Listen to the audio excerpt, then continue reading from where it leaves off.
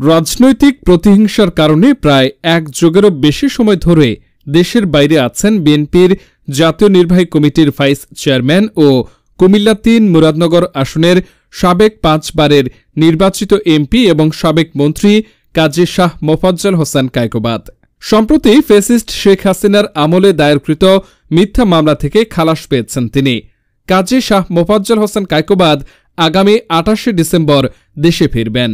এদিকে সাবেক মন্ত্রী কায়কোবাদের দেশে ফেরার খবর শুনে তুরস্কের ইস্তাম্বুলে তার বাসায় সপরিবারে সাক্ষাৎ করতে যান তুরস্কের সংসদ সদস্য ও রিপ্রসপারিটি পার্টির নেতা ডগান বেকিন।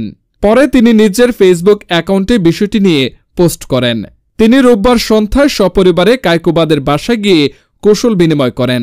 এ সময় ডগান বেকিন বিএনপির চেয়ারপারসন ও সাবেক প্রধানমন্ত্রী বেগম খালেদা জিয়ার শারীরিক অবস্থার খোঁজ খবর নেন। একই সঙ্গে যুক্তরাজ্যে নির্বাসনে থাকা বিএনপির ভারপ্রাপ্ত চেয়ারম্যান তারেক রহমানের বিষয়েও খোঁজ খবর নেন।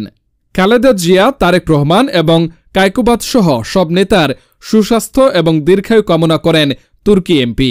পাশাপাশি নিজেদের মাঝে দীর্ঘদিন ধরে যে হৃদ্যতাপূর্ণ সম্পর্ক তৈরি হয়েছে তা আগামীতেও অটুট থাকবে প্রত্যাশা ব্যক্ত করেন।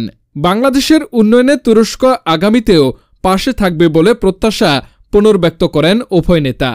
সংশ্লিষ্ট সূত্র জানায়, সাবেক মন্ত্রী কাজী শাহ মোফাজ্জল হোসেন কায়কোবাদের স্বদেশ প্রত্যাবর্তনের খবরে মুরাদনগর সহ দেশের মানুষ আনন্দিত হলেও তুরস্কের সামাজিক, রাজনৈতিক ও স্থানীয় অধিবাসীদের মাঝে বিরহ লক্ষ্য করা গেছে।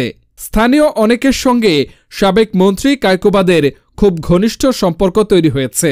এছাড়াও তুর্কি এমপি কায়কোবাদের সঙ্গে আলাপকালে বাংলাদেশের ছাত্র জনতা জুলুম নির্যাতনের বিরুদ্ধে যে ঐক্যবদ্ধ আন্দোলন করেছে তার প্রশংসা করেন।